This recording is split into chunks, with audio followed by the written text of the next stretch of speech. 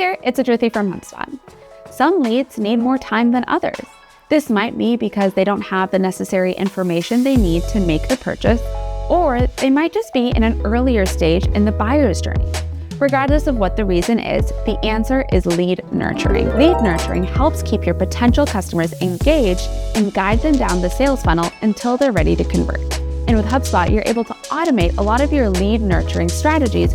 So if you're ready to automate, click the link in the description and start using automation now. Like every strategy you implement, you want to make sure that you're setting goals so you know how you are performing. With HubSpot, you can set both sales and marketing goals. Let's start with marketing. For this example, let's say that I'm a greeting card company and I want to make sure that my ads are performing the way I want. So I'm going to set goals to see how my ads are performing in sending traffic to my website. I'm going to give my goal a name, select the ad account I want to track, which is my Facebook account, as well as the campaign. And then here I want to set my goal duration. So I want it to be monthly for the next year. As you'll see, I'll be able to add in the goal for every month this year. For this example, I'm going to put the same for each month except for July because I have a couple other campaigns that I think are going to work really well. So I'm going to keep it like this and click next. Here I'll be able to set notifications so I can be notified when I exceed my goals, if they're being achieved, or if I miss them. I'm then taken to the Analyze page where I'm able to track my goal progress. Now, sales folks, don't feel left out. We can set goals for you too. In your HubSpot account, go over to Reporting and Data and click Goals. Now, if you're new to this feature, I'd highly recommend creating a goal from template. Here you can see the common goals a lot of our users choose to implement. One of the most common ones is revenue. So let's go ahead and set our revenue goal. And our goal is to increase our revenue by 20% in 2025. I can assign it to specific people and then again, choose the duration of the goal. You'll see this is very similar to how we set our marketing goals. I have the same notification options that I did with my marketing goals. Now that you've set your goals, the next step is to identify the audience you want to nurture. And you know what that means? Buyer personas. A buyer persona is a semi-fictional representation of your ideal customer. This is a really great place to start when thinking about who you want to nurture. If you don't have a buyer persona, no worries. HubSpot has a free tool, a Make My Persona generator, that you can use to answer a few questions, and it'll actually give you who your buyer persona is. We'll make sure to link this in our description below. Once you've created your buyer persona, the next step is to add that persona into HubSpot.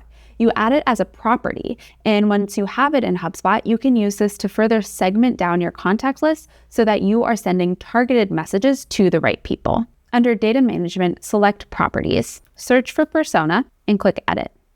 Here you'll be able to add a number of different personas. Once you've added your appropriate personas, you can go into a contact record and edit them and assign them the right persona.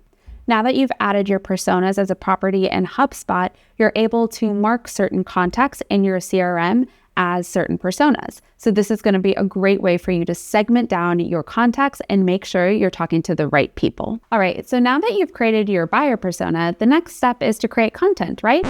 Not so fast. Before you can create content, you need to understand the steps your prospect takes before becoming a customer with you, otherwise known as the buyer's journey. The buyer's journey has 3 stages in it: awareness, consideration, and decision. In the awareness phase of the buyer's journey, your prospect becomes aware that they have a problem. So let's take our greeting card company from before. This is when they'd realize that they're not keeping in touch with their long-distance friends or family, and they'd like to change that. They're aware that they have a problem. In the consideration phase, your prospect is clear that they have a problem and they're determined to help solve it. So in this stage, they're looking at all of the available approaches that they can take to solve this problem. So for our example, it could be greeting cards, it could be a long distance phone calls. There are really a lot of options here.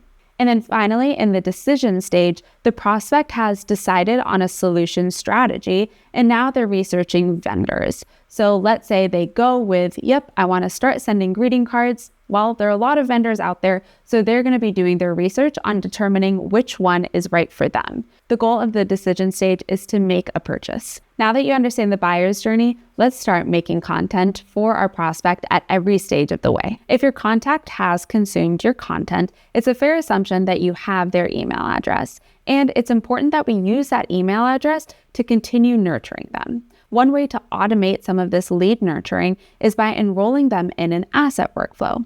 An asset workflow is a workflow that'll send them emails that are helpful and relevant to them. We know what's helpful and relevant to them because we already know what type of information they're consuming. So this is really powerful information and a really great way to send them information that they're actually going to enjoy. Now in my HubSpot account, I'm going to create a workflow. And if workflows are intimidating to you by any means, start with templates. We have a really great library of templates that'll help you nurture your leads. So let's say I want to create a workflow that sends a welcome email to new blog subscribers. So here I have a workflow. When anyone fills out the form to subscribe to my blog, I'm automatically going to set their lifecycle stage to subscriber and send them a welcome email with some other helpful information that I know they're going to enjoy because I know what content they're looking for. Another workflow I really like is a re-engagement workflow. So let's say someone has subscribed to your blog, but they're not clicking into the links. They haven't visited your website URL in a really long time.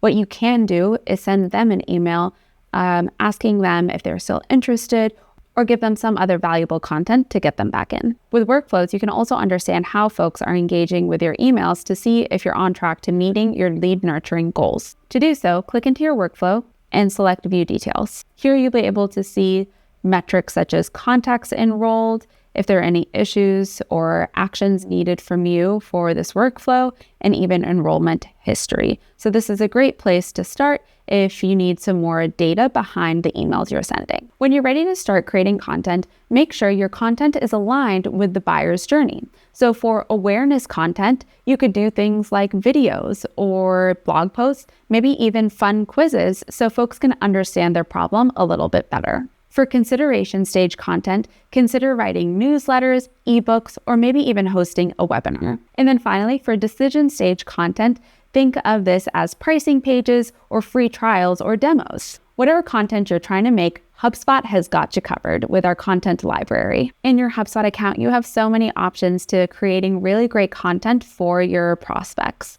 So if you go into content, here you'll just see a sampling of everything that's available to you, but you have blog posts, website pages, podcasts. Really take some time to understand what's in your HubSpot account so that you can create the best offers for your prospects. And there you have it, HubSpot's guide in helping you automate your lead nurturing strategy. HubSpot has been deemed leaders in the small business, mid-market, and enterprise spaces by G2. So if you are ready to get started nurturing your own leads, make sure you sign up for HubSpot's free CRM today. If you're enjoying this content, make sure to subscribe to this YouTube channel.